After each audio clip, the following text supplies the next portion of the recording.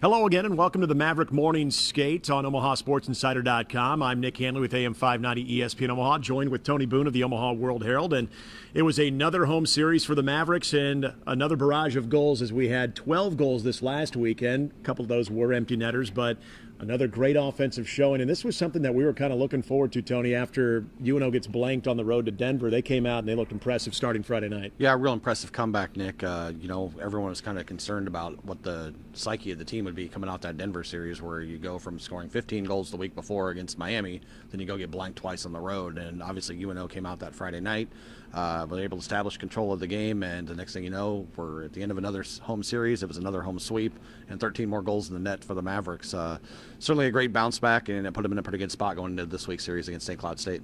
You look at some of the really big contributors this weekend, and we've talked about this throughout the year. We've seen the third and fourth line contribution, but it was great to see not only David Pope but also Tyler Vessel have huge moments this weekend, not only production-wise, but some big goals and big moments throughout the weekend. Yeah, you need your big guns to have big games towards the end of the season, and it was nice for UNO to get that out of them this past weekend. You kind of feel like those two guys in particular are starting to get on a roll here, and they're going to need them when they come up against those big-time opponents here down the stretch. Evan Weniger, another solid weekend, really, and even though there was probably some goals Friday night that he'd like to have back, you look at the weekend and just the overall body of work, you can see that progression, that confidence continuing with Evan. I'm sure that his confidence has grown by the fact that now it's pretty well established that he is the guy down the stretch. And the fact that he has a team that's putting the puck in the net probably gives him a little bit extra confidence, you know that you don't have to go out there and stop every shot, and maybe you're going to have to win a game 4-3 or 3-2 instead of getting those 2-1, 1-0 games. And the fact that UNO has shown that it's going to go out there and score for him, other than that Denver series, I think probably has him feeling pretty good back in net there, knowing that he's now the guy. Well, the Mavs avenge a sweep against Western Michigan by sweeping them this past weekend. They'll take on another team who they got swept right here at Baxter Arena against a very good St. Cloud State team. And, Tony, this St. Cloud State team, when they came here to Baxter Arena and really in the first half of the season, they look like not only the best team in the conference, but probably in college hockey. A lot of people saying this could be a favorite to even win a national championship. They've come back down a little bit, but this is still a good team. Yeah, very much so. The thing is, it's not a team that has a bunch of stars. It's a team that's very deep, and it's usually tougher for a team that's built like that to go into a lull where, maybe your top line isn't scoring, or maybe you have a guy or two out. They're more built for the long run, but you're right. They haven't played as well in the second half, at least from a one-loss perspective.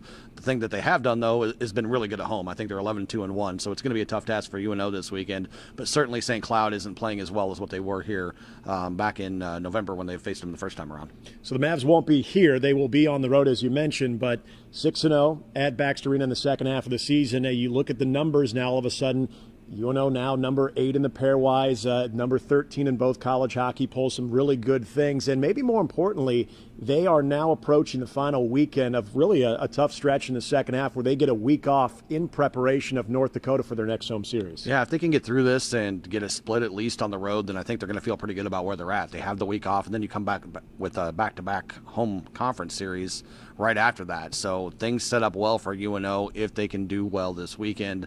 And I know a lot of guys have been kind of banged up at this time of the year. It's the same for every team around the country. But the fact is you can go kind of sell out this weekend and leave it all on the ice and, lick your wounds after the fact, because you do have that extra week to prepare for those next couple of home series that follow it. What else is new? Another top 15 matchup for UNO this weekend. They will take on St. Cloud State out in St. Cloud at the Herb Brooks Center. That'll be 7:37 Friday night and 7:07 Saturday night. Big thanks to Omaha Video for providing our highlights, and, of course, a full preview of the UNO St. Cloud State series tomorrow at the Omaha World Herald by, of course, Tony Boone. Once again, for Tony Boone, I'm Nick Hanley. Thank you for watching the Maverick Morning Skate on OmahaSportsInsider.com.